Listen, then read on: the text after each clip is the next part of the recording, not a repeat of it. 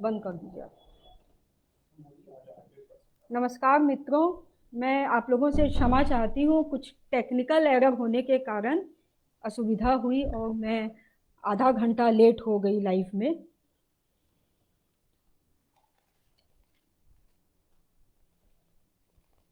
विमल कुमार जी, मुझे जरा एक्नॉलेज करिएगा।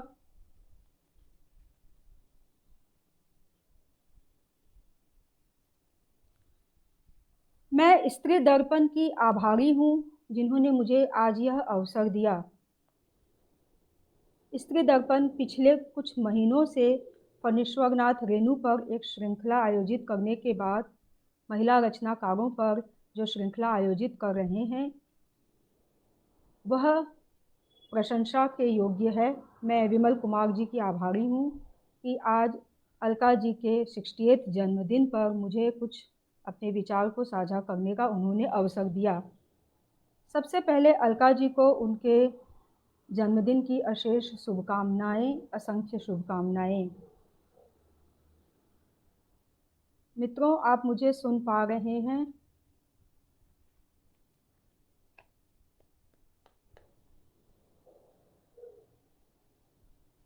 कोई एक अगर मैसेज आ जाता है मित्रों तो मैं थोड़ा सा कंफर्म हो जाती हूँ।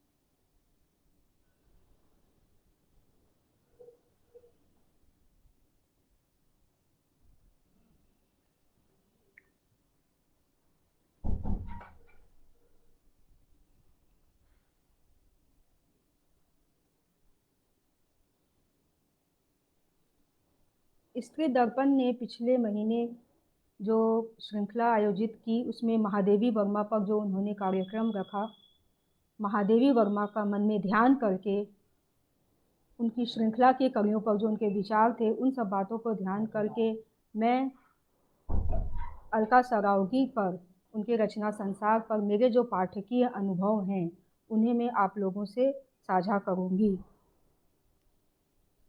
अपनी बात की शुरुआत मैं 1960 यानी 60 के दशक के कथाकार।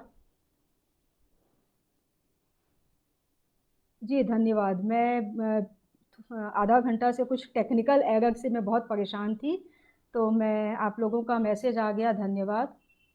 हाँ, तो मित्रों, मैं अपनी बात की शुरुआत 60 के दशक के असाधारण कथाकार श्री अशोक सेक्सेरिया के एक बात को याद करते हुए कहूँगी। अशोक जी की ये पुस्तक लेखकी, इसे मैं बार बार पढ़ती हूँ और चूँकि आज जो मैं अपनी बात आप लोगों के सामने रख रही हूँ वो अलका जी के कथा संसार पर ज़्यादा केंद्रित है, तो मैं लेखकी को याद करते हुए, श्री अशोक सेक्सेरिया को याद करते हुए उनका जो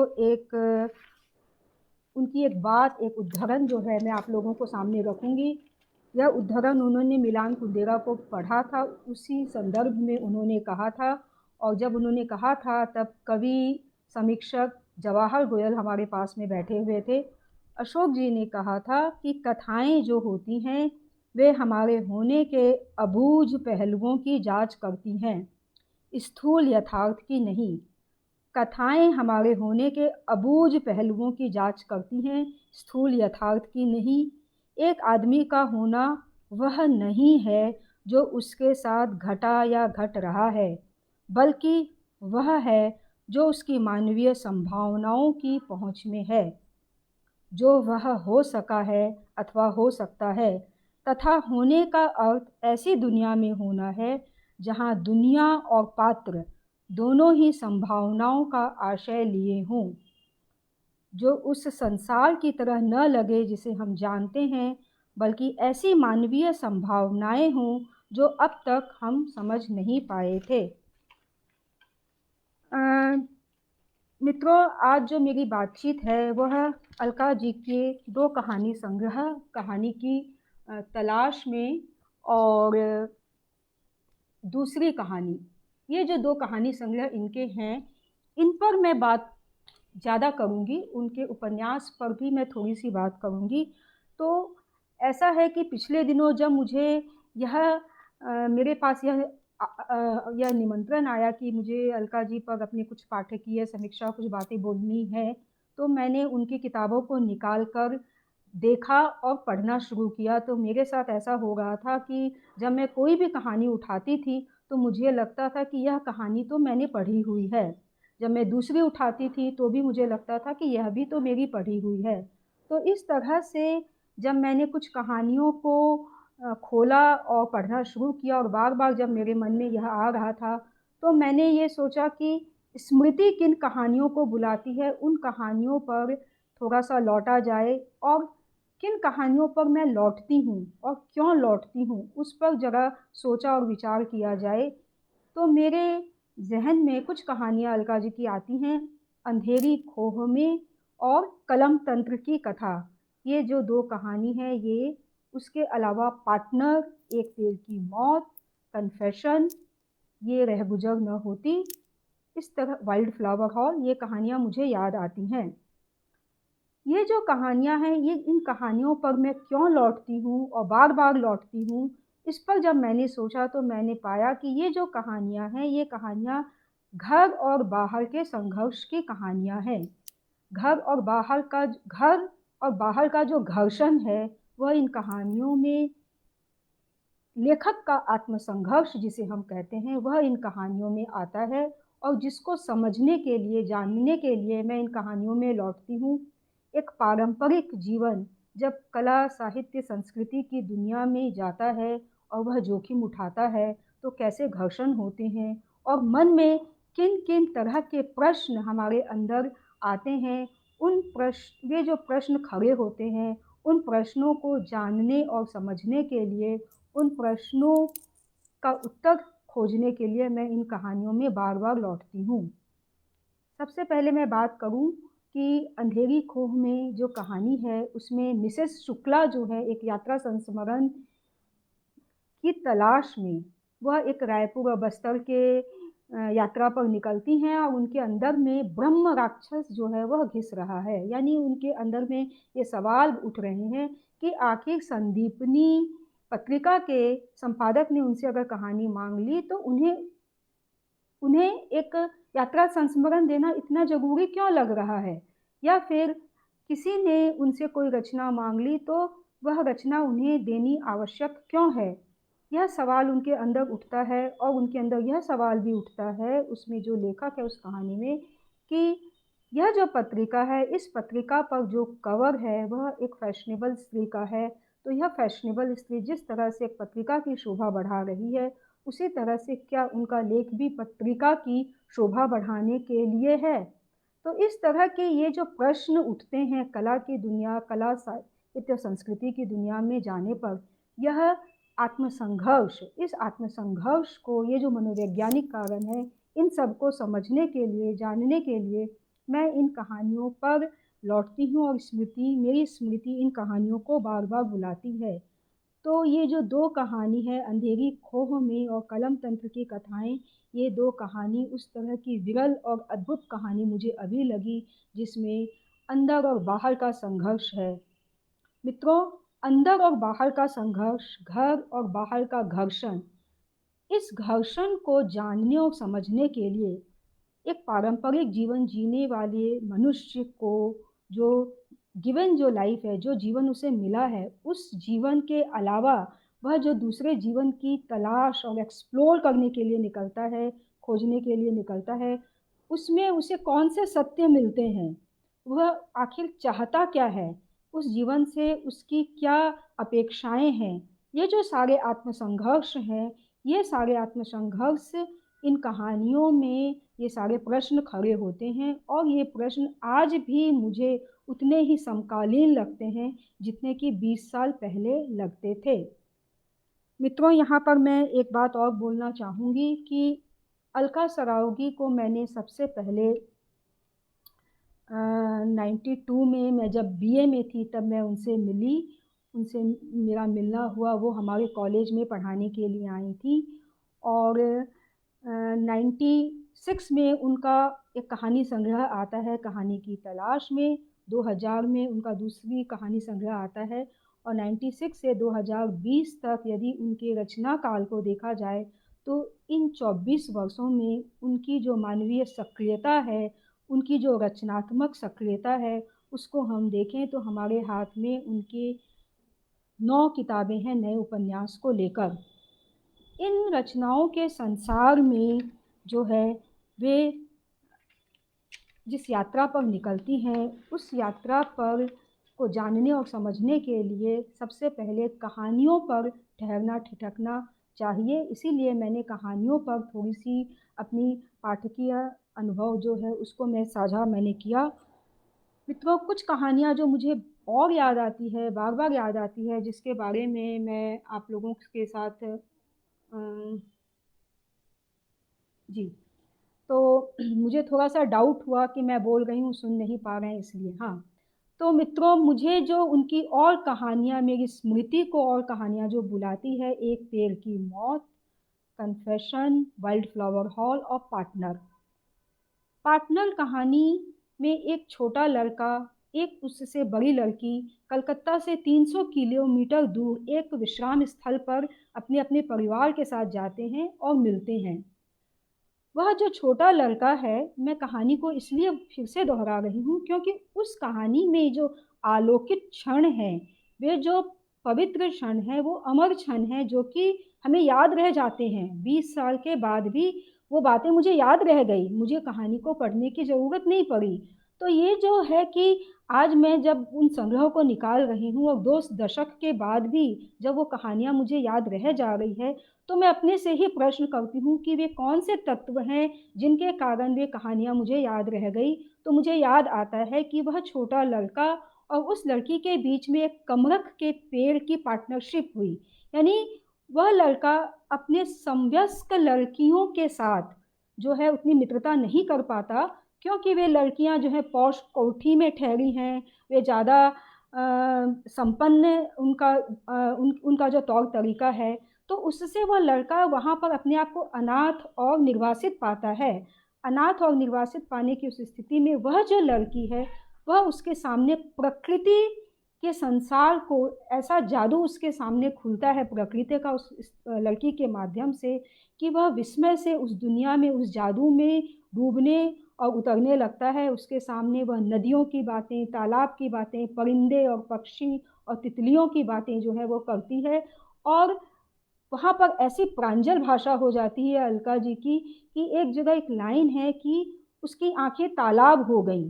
तो ये जो उनकी भाषा का जादू है और उस क्षण का जो जादू है, वह जो लड़का है उसके अनुराग में और उसमें और उसके साथ उसका जो लगाव है, वह लगाव जो है वह उसमें बंध जाता है। कहानी का अंत जो है वो एक अलग, उसमें हम लोग न जाएं। कहानी का अंत यह होता है कि बाद में उसे पता चलता है कि वह लड़की विवाहित है, अपने पति के साथ अगले वर्ष आती है।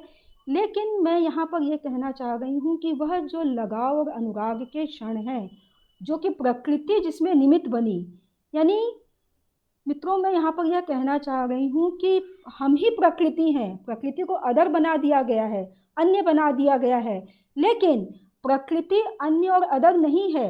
यह जो आधुनिक जीवन है, यह जो औद्योगिक सभ्यता है, इसने हमें प्रकृति से दूर कर दिया। महानगर के जीवन ने हमें प्रकृति से दूर कर दिया है, और प्रकृति अन्य और अदर नहीं है। तो यह जो प्रकृति का जो विस्मय और जादू खुलता है उस लड़के के लिए, वह उसके जीवन का ऐसा क्षण है जो कि उसके लिए संबल और सहारा है, वो भविष्य में भी जब कभी भी अपने एकांत में उन क्षणों को याद करेगा तो प्रकृति उसे अनाथ होने से बचा लेगी। प्रकृति जो है, अभी मैं कुछ दिनों पहले ही निर्मल स्मृति वहाँ चल रहा था, वहाँ पर मैं बहुत अच्छे अच्छे सीनियर लोग बोल रहे थे, सभी वक्ता ने बहुत अच्छा बोला। मैं जब सुन रही थी तो यहाँ वहाँ पर भी निर्मल जी के यहाँ यह बात है कि प्रकृति जो है उसमें मनुष्य लौटता है। एक लेख मैंने पढ़ा जिसमें है कि हमारा शरीर ही अगर वन है, एक जैविक वैज्ञानिक बोलते हैं, तो उस प्रकृति से हमारी एक निरंतरता है। तो यह जो कहानी है पार्टनर, और जो बड़े बड़े लेखकों के अंदर वह बात आती है, वह बोलते हैं कि प्रकृति अन्य और अदर नहीं है, प्रकृति हम ही प्रकृति हैं। और अलका जी के सारे कथा संसार में आप देखेंगे प्रकृति भरपूर आती है, और ऐसी प्रांजल भाषा है उनकी कि नदी में इंद्रधनुष लटक रहे हैं। अब आप बताइए कि इंद्रधनुष तो हम आकाश में देखते हैं, और नदी में इंद्रधनुष लटक रहे हैं, चित्रकूट में यात्रा पर जा रही हैं। तो ये ये जो है, ये उनकी जो कहानियों का जो जादू है वो अपने सम्मोहन में 20 साल के बाद भी मुझे बांधे हुए है। और मित्रों, ये जो मैंने पार्टनर कहानी का जिक्र किया, उसमें मैंने जो प्रेम, अनुराग और लगाव की बात की, अलका जी की कहानियों में प्रेम आता है। आप उनकी कहानियाँ, कन्फेशन कहानी को आप देखें, कन्फेशन कहानी में पिता जो है वो अपनी डॉटर को, अपनी बेटी को कहते हैं कि तुम्हारी कहानियाँ उस सौंदर्य की कहानियाँ क्यों नहीं होती जब जीवन में कोई ऐसा दुर्लभ क्षण आया और उसने जीवन को समृद्ध किया। वे अमर क्षण जो हमारे जीवन में आए, उसने जीवन को समृद्ध किया। उस क्षण की कहानी अगर लिखी जाती है तो पूरी दुनिया कन्फेशन करवाने पर क्यों तुली हुई है।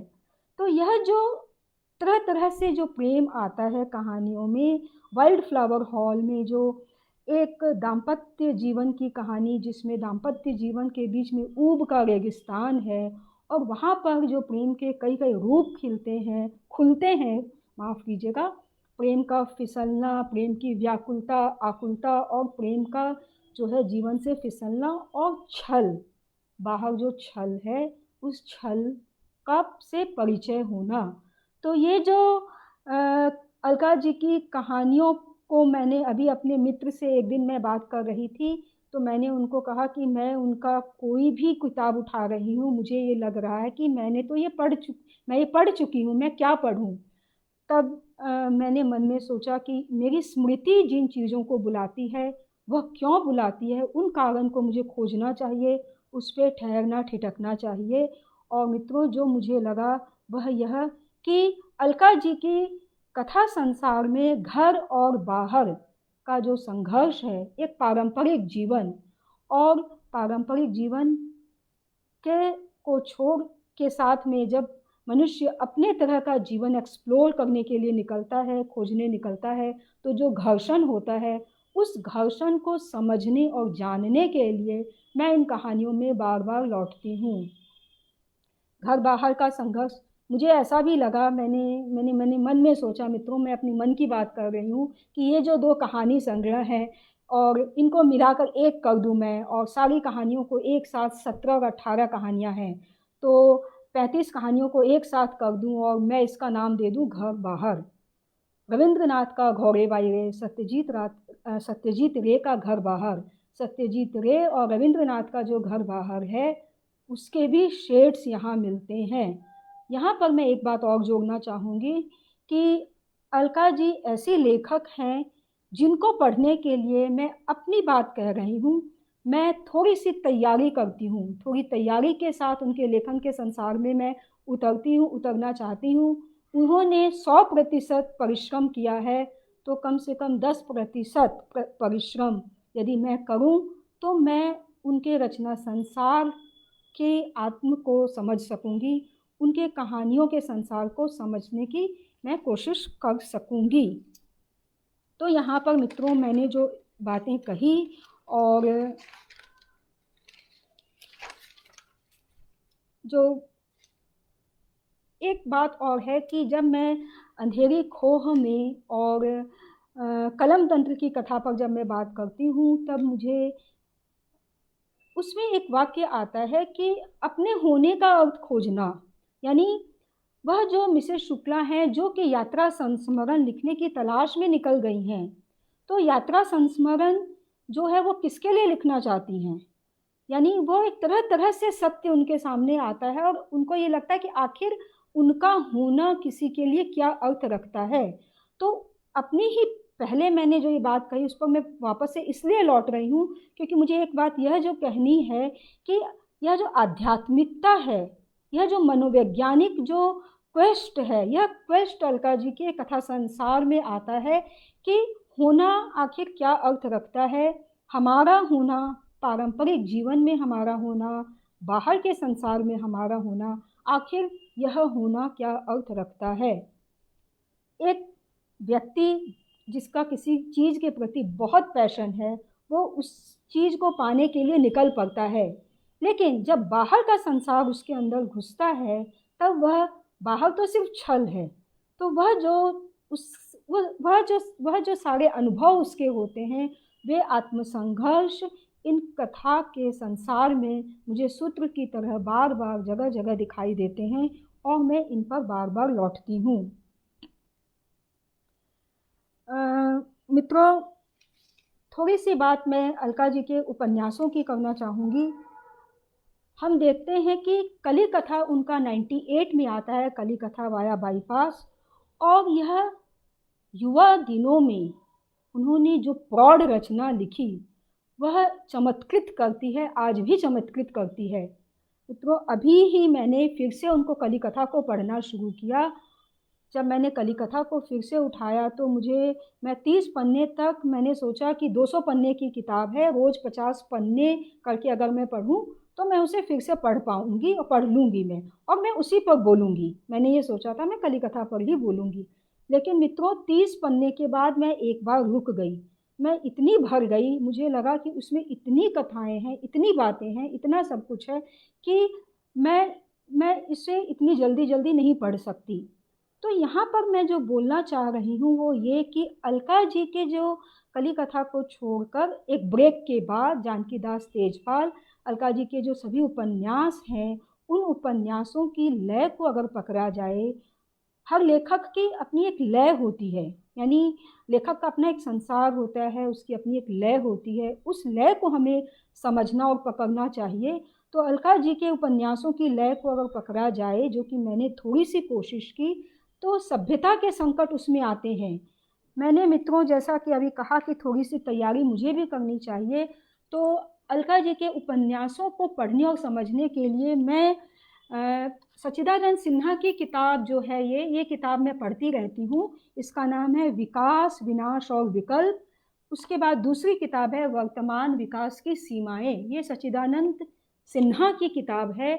और किशन पटनायक की जो किताब है उस किताब को भी मैं पढ़ती रहती हूँ। उन किताबों को जब मैं उस किताब को पढ़ती हूँ, उनके कथेतर गद्य को, तो मुझे अलका जी के उपन्यास याद आते हैं। जब मैं अलका जी के उपन्यास को पढ़ती हूँ तो मुझे जो है सच्चिदानंद सिन्हा के लेख याद आते हैं, और सामयिक वार्ता के भी सुनील जो हैं उनके लेख भी याद आते हैं। तो ये जो है कि मुझे लगता है कि अलका जी का जो पूरा रचना संसार है, उन्होंने सभ्यता के संकट को समझने की कोशिश की है।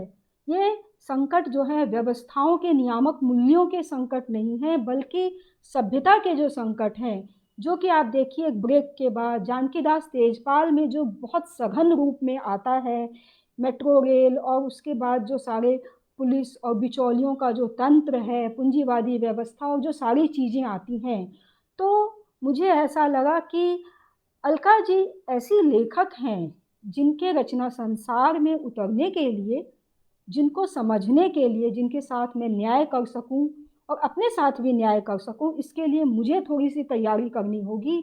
और मुझे कुछ दूसरी चीज़ों को, सभ्यता के संकट को समझने के लिए जो कथेतर गद्य हैं उन सबको मुझे थोड़ा सा समझना होगा, थोड़ा सा उनमें उतरना होगा।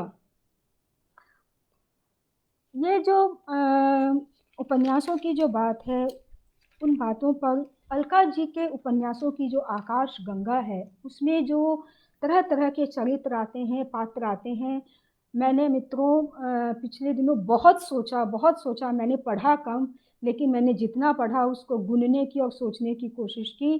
तो मैं ये सोच रही थी कि आखिर अलका जी के जो पात्र हैं, कहानियों के पात्र को एक बार अलग कर दें, उपन्यासों के जो पात्र हैं, आखिर उनके स्वप्न और संकल्प क्या हैं? उनकी क्या इच्छाएँ हैं, उनके डिज़ायर्स क्या हैं।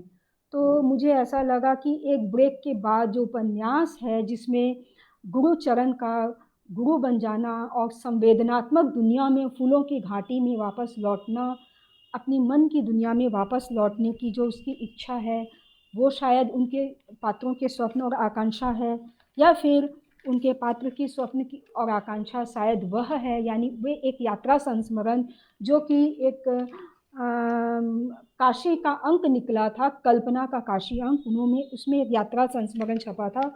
उस यात्रा संस्मरण में वे कहती हैं कि मन को जानना, मन के जो तरह-तरह के रूप होते हैं, यानी वहाँ पर वो ये इस बात को उनके अंदर ये बात आती है कि मैं काशी जैसी जगह में आ गई हूँ और आने के बाद हमारे मन में कितना अधकचरापन है। एक तरफ जो है वो आस्तिक मन मुझे जो है वो सारी चीज़ों को देख रहा है और दूसरी तरफ राजनीतिक मन उस पर हावी हो रहा है। यहाँ पर जो मस्जिद है वो मुझे दिखाई दे रही है, यहाँ पर जो बाज़ार है वह मुझे दिखाई दे रहा है। तो यह जो मन है, मन को जानना, मन को जानना ये शायद अलका जी के उपन्यासों के पात्रों के स्वप्न और आकांक्षा है। गुरुचरण का गुरु बनकर अपनी एक संवेदनात्मक दुनिया में लौट जाना, ये शायद अलका जी के जो पात्र हैं उनके स्वप्न और आकांक्षाएँ हैं। और उसके अलावा मित्रों मुझे ऐसा लगता है कि एक कहानी में वो लिखती हैं, कहती हैं, जो मैं कोट भी पढ़ सकती हूँ, बहुत सुंदर कोट है वो, कि यह जानना कि हमारी ज़िंदगी सिर्फ हमारी ज़िंदगी नहीं होती है, हमारी ज़िंदगी में कई सारी ज़िंदगी होती है, हम कई सारी ज़िंदगियों को एक साथ जीते हैं। यह जो है उनके पात्र के मन में यह जो बातें आती है, तो ये तमाम तरह की बातें मेरे मन में मैंने स्वयं अपने लिए उत्तर खोजा। और मित्रों यहाँ पर मैं जो बोल रही हूँ, मेरे अपने जो अनुभव हैं वह मैं आप लोगों से बोल रही हूँ। जनतांत्रिक देश है, सहमत असहमत होने का रास्ता सभी का अपना अपना हो सकता है। अलका जी के उपन्यास जो 7 उपन्यास हैं उस पर भी सहमत असहमत होने का अपना अपना रास्ता सबका हो सकता है। किस उपन्यास ने गहरा असर छोड़ा, किसने कम छोड़ा, उसके भी सबके अपने अपने रास्ते हो सकते हैं। लेकिन जो मुख्य बातें मुझे समझ में आई है वो मैं आप लोगों के साथ में साझा कर रही हूँ। कुछ बातें मित्रों, मुझे अलका जी से मेरा मिलना कैसे हुआ और कब हुआ, इन पर मैं थोड़ा आलोक डालना चाहती हूँ, थोड़ी बात करना चाहती हूँ। 1992 का समय है, मैं बीए में थी और अलका जी हमें पढ़ाने के लिए 6 महीने के लिए आई थी। वे रघुवीर सहाय पर रिसर्च कर रही थी। अलका जी डॉक्टर अलका सरावगी हैं, तो अलका जी रघुवीर सहाय पर रिसर्च कर रही थी और वे हमें पढ़ाने के लिए आई थी। उन्होंने हमें आपकी हंसी कहानी दी और कुछ लेखकों की बात की। तो उन दिनों ऐसा था कि हम जो कोर्स में जो लेखक हो और साहित्यकार होते हैं, उसके अलावा अन्य लेखक साहित्यकारों के बारे में हम लोग नहीं जानते थे, मैं भी नहीं जानती थी।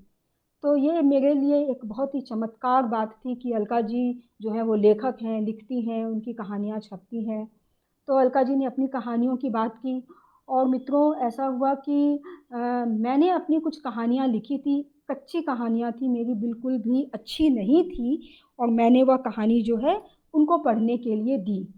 लेकिन मुझे आज बहुत हैरानी होती है, मैं सचमुच बहुत हैरान हूँ कि अलका जी ने उन कहानियों को पढ़कर मुझे बहुत लंबा एक पत्र लिखा। मैं ये पत्र आप लोगों को यूँ ही मित्रवत ही दिखा रही हूँ, बहुत बड़ा एक पत्र है उन्होंने मुझे लिखा उन 4 कहानियों को पढ़कर, और उसका एक अनुच्छेद मैं आप लोगों के लिए पढ़ रही हूँ।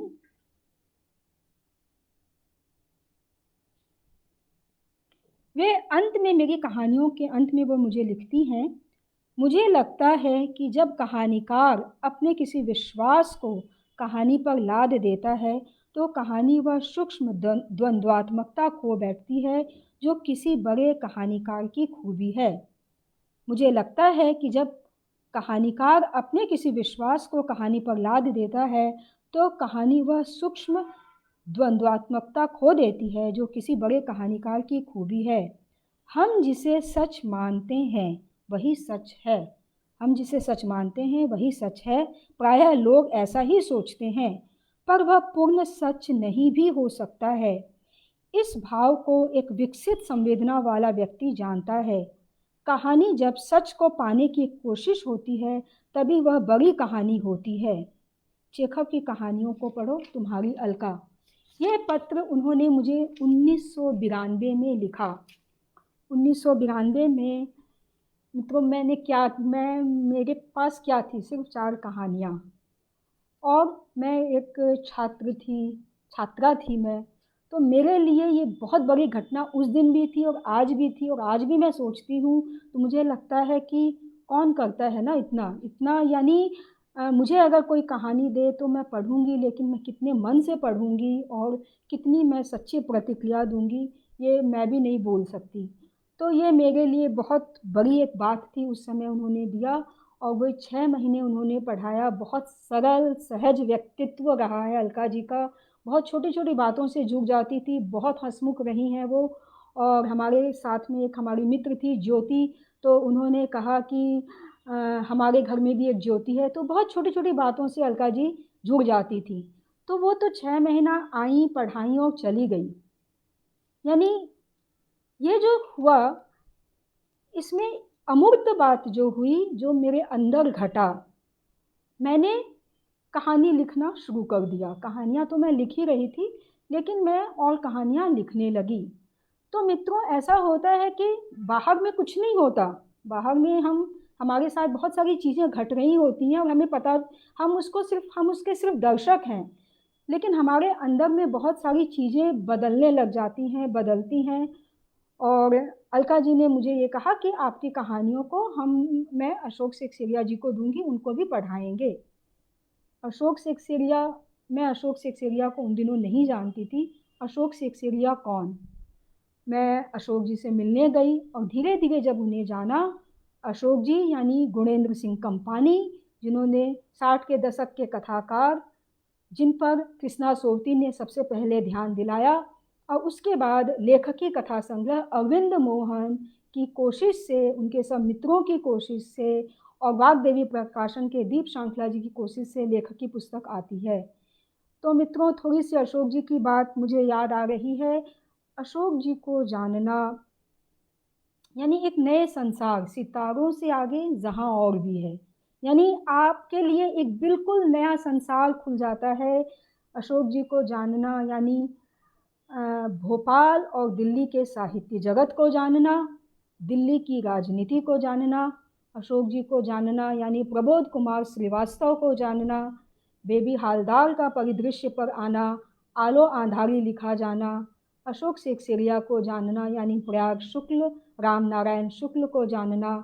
अशोक सेक्सेरिया को जानना यानी समाजवादी आंदोलन को जानना, सामयिक वार्ता जिसमें वे दिन रात लगे रहते थे, पत्र जो लिखते थे, उन सब संसार को जानना। अशोक सेक्सेरिया को जानना यानी एक ऐसे संसार से परिचय होना जो कि घर जो कि जो जिस घर की सीमाओं में मैं थी, वो मुझे वहाँ पर मेरा उस संसार से परिचय नहीं था।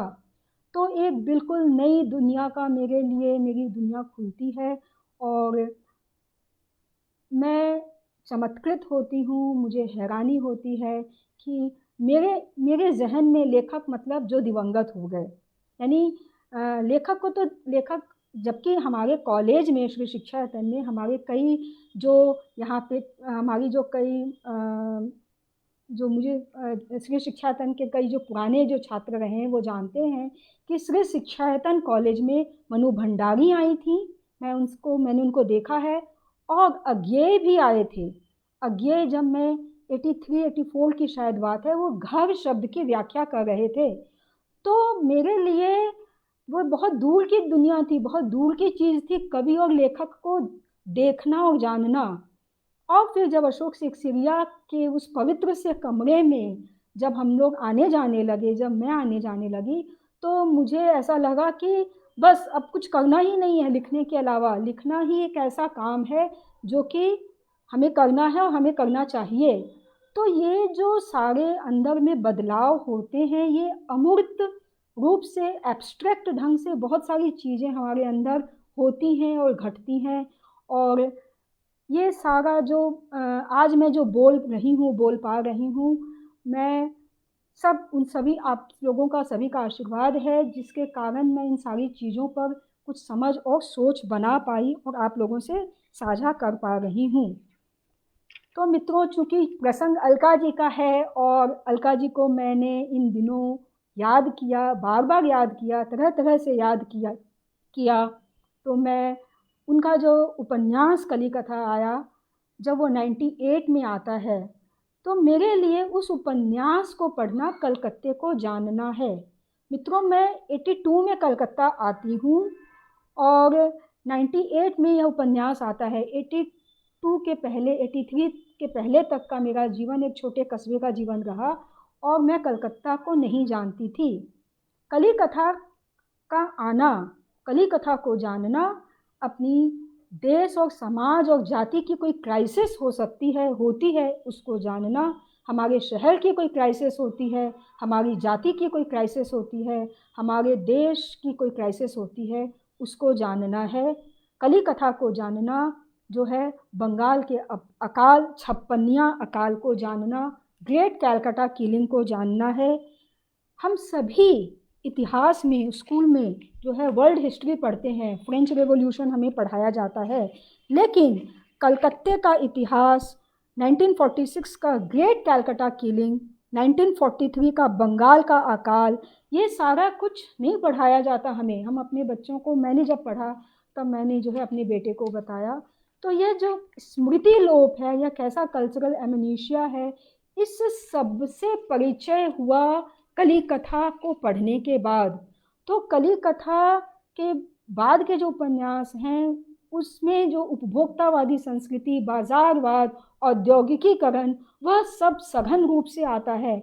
लेकिन एक सदी से दूसरे सदी तक के उपन्यास को समझना, आज़ादी के पहले और आज़ादी के बाद के हिंदुस्तान को समझना है, तो कली कथा वाया बाईपास और शेष कादम्बरी जो है वह हमारी अद्भुत ढंग से, चमत्कारिक ढंग से हमारी मदद करता है।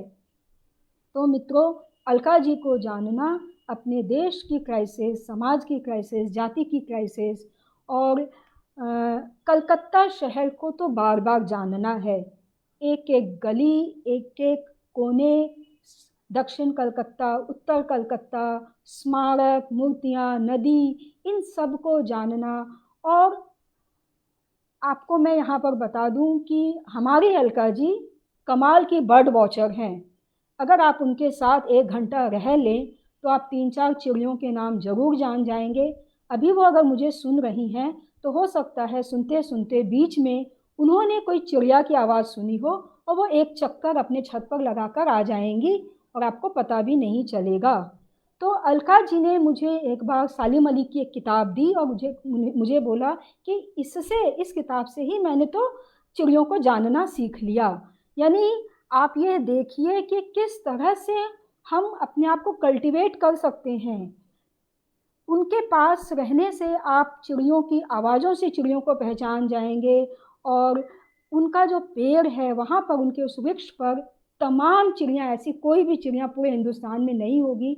ऐसा हो सकता है मैं अतिशयोक्ति में बोल रही हूँ, लेकिन मैं बहुत प्रेम और लगाव से बोल रही हूँ कि वे सारी चिड़ियाँ आती हैं और उनका वह पेड़ बजने वाला वृक्ष हो जाता है।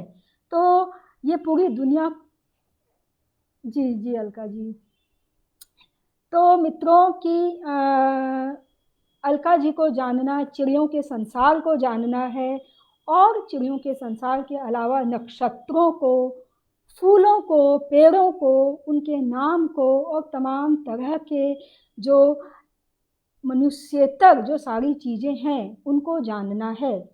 अलका जी के उपन्यास में, उनके कथा संसार में आप पक्षी और प्रकृति को बहुत पाएंगे। बिल्ली नहीं आती है, वो क्यों नहीं आती है पता नहीं, अलका जी बिल्ली को क्यों नहीं लाती हैं। खैर, तो ये तो हास्य और विनोद विनोद की बात है। लेकिन जैसा कि मैंने कहा कि उनके उपन्यासों को पढ़ने के लिए हमें खुद को भी तैयार रहना पड़ेगा, हमारी भी तैयारी होनी चाहिए। और हमारी जब तैयारी होगी तब हम उनसे ऐसा आत्मीय संबंध बना सकेंगे और उनके आत्म को जान और समझ सकेंगे। मित्रों, मैं शिक्षक के रूप में उन्हें जब याद करती हूँ, वो हमें पढ़ाने आई थी, 6 महीने थी वो रही थी। और जैसा कि होता है, हम लोगों ने सुना और बस लिखना शुरू कर दिया। तो पहले तो उन्होंने नहीं कहा कि ये सब आप लोग क्या कर रहे हैं, फिर बाद में उन्होंने कहा कि अरे आप लोग ये सब क्या कर रहे हैं, आप जो हैं मुझे सुनो, फिर सोचो, उसके बाद लिखिए। ये जो आप कलम चलाने लगते हैं तो ये आखिर क्या है। तो ऐसा था कि मैं जब उस बात पर सोचती हूँ, आज जब मैं सोच रही हूँ कि एक शिक्षक हमें क्या देता है। शिक्षक जो है वह भी हमारी ही तरह हार्ड मास का इंसान है, उसके भी अपने संघर्ष हैं, वो भी अपने संघर्ष कर रहा है। लेकिन शिक्षक के पास अनुभव के कुछ मंत्र अनुभव होते हैं, उसके पास वे मंत्र होते हैं, जो मंत्र वह हमें देता है, वे अपने अनुभव हमें थमाता है और उस अनुभव से हम जीवन भर आलोकित होते रहते हैं। अलका जी ने उन दिनों जो हमें कहा कि सुनिए, सुनना जो है वह सुनना, अभी मैं लेख पढ़ रही थी उदयन वाजपेयी का, जो कि मधुमती में छपा है।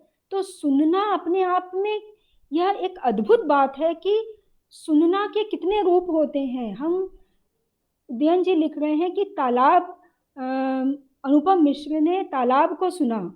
तो ये जो है सुनना, यह ऐसा मंत्र है जो कि जीवन भर हम उस पर चल सकते हैं, उसको अपने साथ में रख सकते हैं। तो ऐसा है कि मित्रों, मुझे नहीं पता मैंने जो अलका जी से क्या, उनके उपन्यासों से, कथा संसार से, उसके उस पर जो मेरी पाठकीय अनुभूति रही, उसमें से मैंने क्या पाया और मैं आप लोगों को क्या जो है आपके साथ साझा कर पा रही हूँ।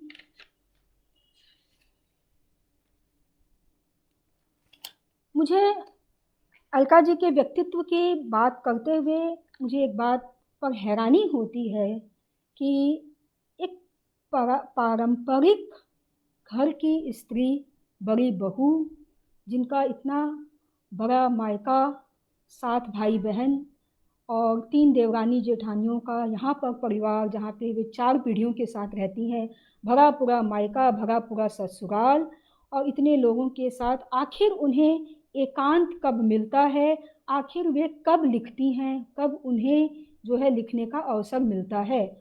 और एक प्रश्न मेरे मन में यह भी आता है कि आखिर लिखने की ऐसी लालसा भी कब बची रहती है। आप जब इतने लोगों के बीच में रहते हैं, ठीक है, अपने फिजिकल दूरी हम बना लेते हैं, हम अपने अपने घरों में रहते हैं, अपने अपने तल्ले पे रहते हैं, अपने अपने कमरे में रहते हैं, लेकिन हमारे अंदर जो वो संसार रहता है, उस संसार से डिटैच होकर लिखना, लिख पाना, वह साधना होता है। वह जो है वह यूं ही नहीं आता है मित्रों। मुझे ऐसा लगता है कि अलका जी ने अपने जीवन में जिस तरह से अनुशासन को साधा है, यानी वे, उनके जीवन में बहुत कड़ा अनुशासन है, वो समय की बहुत पक्की हैं। अगर उन्होंने किसी को 10 बजे का समय दिया है तो वो 10:01 पर नहीं, उसके 10 बजे ही वो वहाँ पर मिलेंगी, आने वाला भले ही 10:30 बजे आए। तो यह जो अनुशासन है, यह बहुत ज़रूरी है एक लेखक के लिए, और जिसे जीवन में अपने तरह से अपने लिए थोड़ा सा समय बचाना है और जिसे अपने लक्ष्य को केंद्र में रखना है, या जिसे जिसे उसे साधना है। तो अलका जी ने अपने जीवन में यह जो लेखन कर्म किया, वह मैं उस पर बहुत ही मैं बहुत हैरान होती हूँ और मैं बहुत प्रशंसक हूँ इस बात की, मन ही मन। आज मुझे अवसर मिला कि मैं अपने मन की सारी बातें उन्हें कह दे रही हूँ। तो यह जो है, यह बहुत ही संकल्प, डिटर्मिनेशन और फर्म होना, जिसको कहते हैं दृढ़ होना, उस दृढ़ता से आता है जिसे हमें साधना पड़ता है। इन तमाम तरह की बातों के बाद आप लोगों को अब मैं, और शायद हमारा जो है 1 घंटा हो गया है, तो जैसा मुझे कहें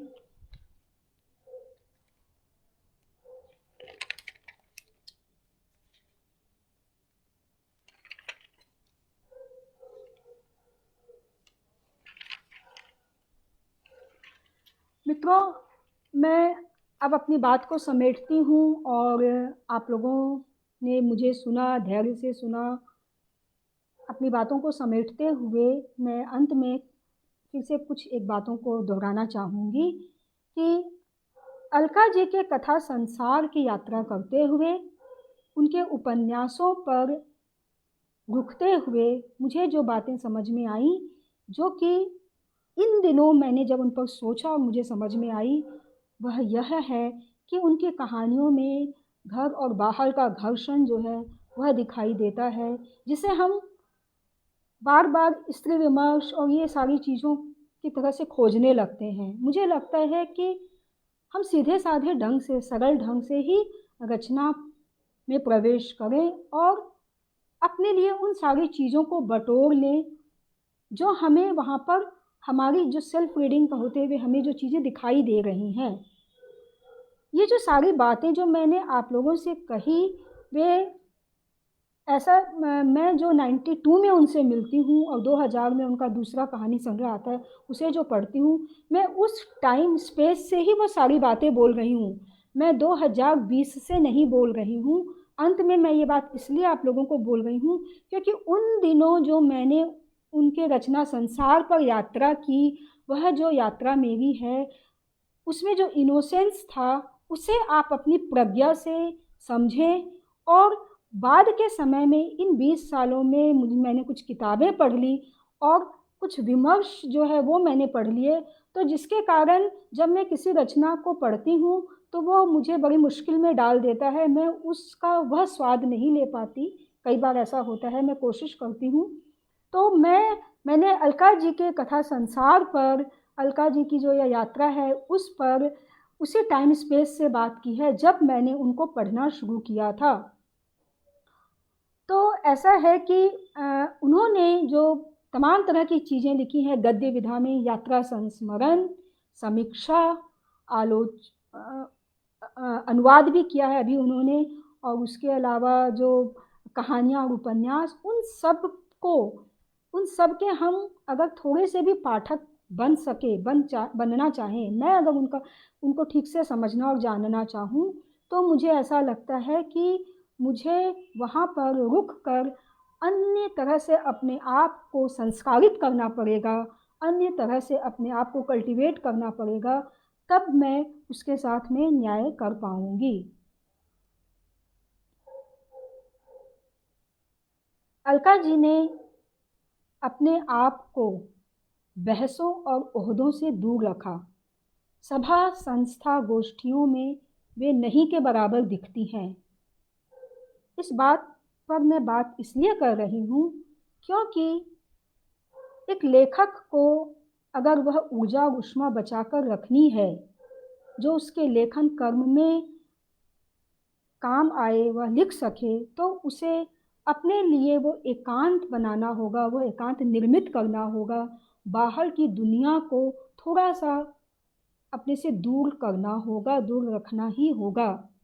अलका जी से मैंने ये सीखा है कि हम अगर अपने जीवन में एक चीज़ को ही साधना चाहते हैं तो उसे साध सकते हैं।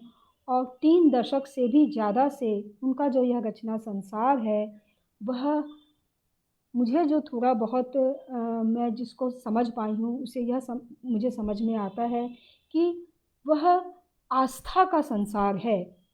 अलका जी की जीवन पर बहुत आस्था है। आप उनकी कहानियों में उतरिए, आप उनके उपन्यासों में जाइए, वे बार-बार इस तरह से जीवन में लौटती हैं, आस्था में लौटती हैं। उनके जीवन पर आस्था है, शब्द पर आस्था है, अपनी आस्था पर आस्था है।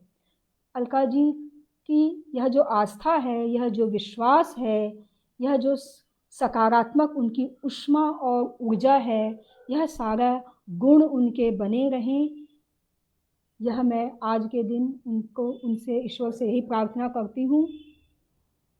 कलकत्ते के साहित्य संसार में मैं बहुत आती-जाती नहीं हूँ, इसलिए मुझे ज़्यादा पता नहीं, लेकिन श्री अशोक सेक्सेरिया के बाद अलका जी की साहित्यिक और सांस्कृतिक उपस्थिति मेरे अपने लेखक और पाठक के लिए सहारा है।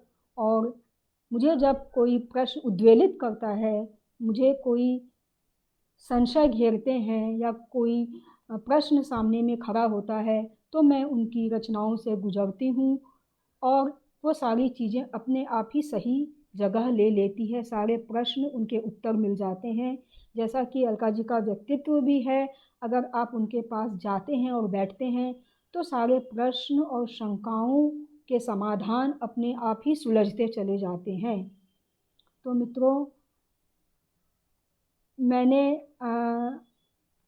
अलका जी के ऊपर जो थोड़ी बहुत अपनी पाठकीय अनुभव को साझा किया, जो मैं 92 से जो मैंने उनको पढ़ा है, उनको कितना जाना है मैं नहीं जानती। उनको पढ़कर मैंने उनके रचना संसार से कितना मिला है मुझे, वह भी मैं नहीं जानती।